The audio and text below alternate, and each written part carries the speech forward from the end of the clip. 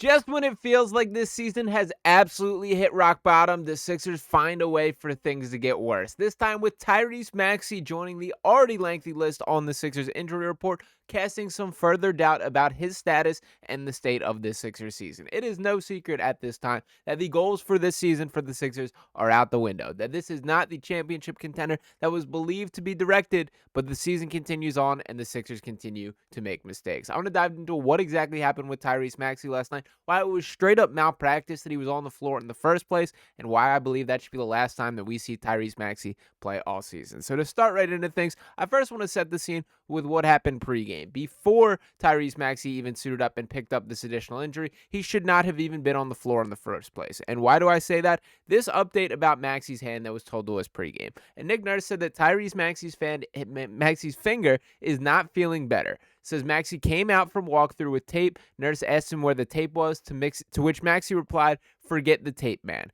He asked Maxey if the finger was feeling better. Maxey said, quote, "Nope." And then what happened? He went out there and played. Now, on one hand, I respect it from Tyrese Maxey's direction, that this is a guy who wants to play through pain, wants to prove he's putting the team above him, all these things. With that being said, it is the Sixers' responsibility as an organization to be the adult in the room and shut the dude down when he's injured. When he's having to rework his jump shot to the point that he's shooting with 3 fingers, he straight up should not be out there. And you want more evidence about this? Take a look at some recent Tyrese Maxey box scores. Let me read these off and see if this sounds like the guy that was at the All-Star game just last season. Last night against the Portland Trailblazers before the injury in 23 minutes.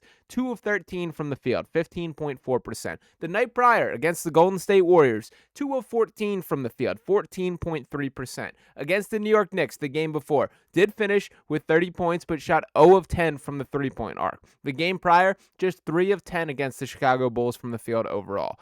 2 games prior, the Boston Celtics, 6 of 10. When in the world does Tyrese Maxey just shoot the ball 10 times? Well, it was even fewer than that the game before against the Toronto Raptors, in which he shot 1 of 9 from the field, 11% shooting percentage. That is not the Tyrese Maxey that this team is constructed about, and you're straight up doing this dude harm by continuing to put him out there. Now, to continue on with what did happen on the court last night, do want to pull up this play here. So you're not going to see a ton from this specific play, this highlight, but what happens is Tyrese Maxey attacks the basket, kind of contorts his body a little awkwardly, and you can see he goes down hard there. So you can see him taking on Klingon and then hitting the ground pretty painfully there.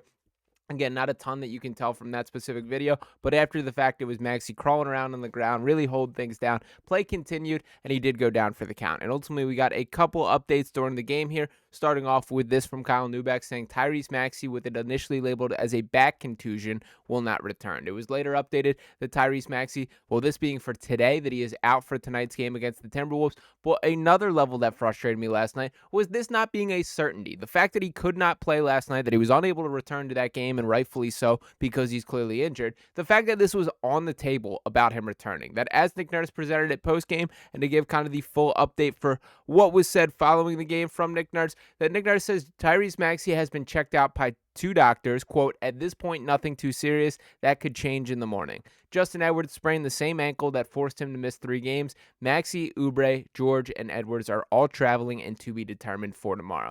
I get just wanting to, keep the door open at this stage in the game, but the reality is there's no reason to rush this guy back on the floor. We know the state of this Sixers season. They've now dropped to 21 and 39 on the season. They are in some trouble from a standing standpoint. And while I get it from Nick Nurse's angle that he's likely coaching for his job, a season does not go off the rails to the extent the Sixers year does, and someone doesn't catch the heat for it. So for Nurse specifically, he wants as many soldiers as he can get to continue going to battle because his job is at stake. But when thinking about the greater good of the franchise, our mind should be going directly to the lottery odds here. And as things are currently standing, the exact same record with the Brooklyn Nets, tied for the 6th worst record in the league. They really need to drop at least one below that. And why do I say that exactly here? Because it takes just one team for the Sixers to pass them in the lottery odds when those ping pong balls are dropped and for them to fall. Now, granted, could the Sixers just be that team and earn the 1 pick? Absolutely, if the things break the right way.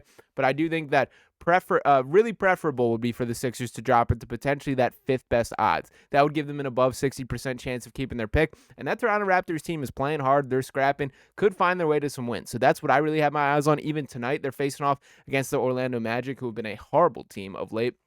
Magic team, which really started out with a lot of promise this season, had been a pretty dreadful watch. The worst three-point shooting team in the league. Their offensive rating has dropped since the All-Star break. It is 28th, I believe, certainly in the bottom five there. The point being, this is a winnable matchup, and I will have my eyes on that Toronto Raptors game today. But the Sixers can only control what they can control. And here is my message moving forward for this team. Just be smart about the risk management, man. There is no reason to continue burning Tyrese Maxey out the way that he has. And we obviously saw the news of Kyrie Irving last night, who tore his ACL, and there's been plenty of reaction to that, rightfully so. Obviously, prayers up to Kyrie Irving. Do hope for a full recovery, and really feel bad for Mavericks fans, man. I think they're in even worse headspace than Sixers fans are, and I can't even imagine going through the things. The Luka Doncic trade, that doesn't even bring up our guy Quentin Grimes popping off for 44 right after the fact, and that being a deal that also stemmed for their unwillingness to pay Quentin Grimes. So I certainly feel that, but there was this tweet floating around going pretty viral due to the Kyrie Irving injury. And what it says is, Kyrie Irving has played the most minutes in the league for about 6 weeks straight. Look at who's number 2 on that list. Tyrese Maxey at 38.5 minutes per game. And on 4th on that list, Kelly Oubre Jr. at 38.1 minutes per game. Now, for starters, that is just way too many minutes for Kelly Oubre Jr., period. Like, when we're talking about any single angle, whether it is trying to win basketball games, whether it's putting your best personnel on the floor, that's a lot for Kelly Oubre Jr., the 4th most minutes in the league over that stretch there. But for Tyrese Maxey specifically, this isn't just a 6-week sample size. He's leading the league all season in minutes. He's run the most miles on the court of any player in the NBA. The only guy kind of in his range for both those, and as far as minutes and as far as miles travels, is Mikal Bridges, who is an Iron Man, a guy who, that's his thing, is he's constantly there, always on the floor, never misses a start, that type of thing. You just have to be smarter about the future of the franchise. I appreciate that Tyrese Maxey, for the most part, his body is capable of taking this type of wear and tear, but there's no reason to press it when the season is already lost. This is a guy who is the future of the franchise, not just the present. There's no reason to put him at risk for the short-term benefit when really losing is in this organization's best interest. So I commend Tyrese Maxey for the way that he has battled through it in recent weeks. It is crystal clear watching him on the floor, watching the ball come off his hands, watching his unwillingness to shoot in certain situations, that he's not healthy. So with that being said, then stop playing him. Let's see what Jared Butler can do, what Lonnie Walker can do. There is no reason to chase results during the second half of the season. I get that is harder said than done for Nick Nurse specifically here, that's a guy that, he knows what's at stake here. That I would say I'm pretty certain that one of Daryl Morey or Nick Nurse, possibly both, will not be back next season because some guy has to catch the blame. They have to take the heat from this. We're already seeing these reports talking about how it was Morey's driving decision for Joel Embiid's contract extension. That certainly perked my ears up of, okay, here comes a scapegoat. Here's what we're trying to paint here. And for that exact premise here, while I'm sure Morey is officially the guy having those conversations, at the end of the day, it is Josh Harris that signs the check. And you better believe that nobody is twisting his arm into committing $192 million. He made that decision by himself as well, or at the minimum, approved it or was okay with it. So I think that is a little strong to fully throw those on the shoulders of Daryl Morey. But I will say, it certainly was a risky move, and we all can acknowledge that then, can acknowledge that now. I did an awesome interview over on Pick Swap Media with Dr. Rami Hashish, kind of talking about the outlook for Joel Embiid from here. And he was pretty hard on Joel as far as him not taking his body serious enough, him not putting in the commitment to make sure that he's operating at peak performance, to limit the risk on himself as much as he individually can.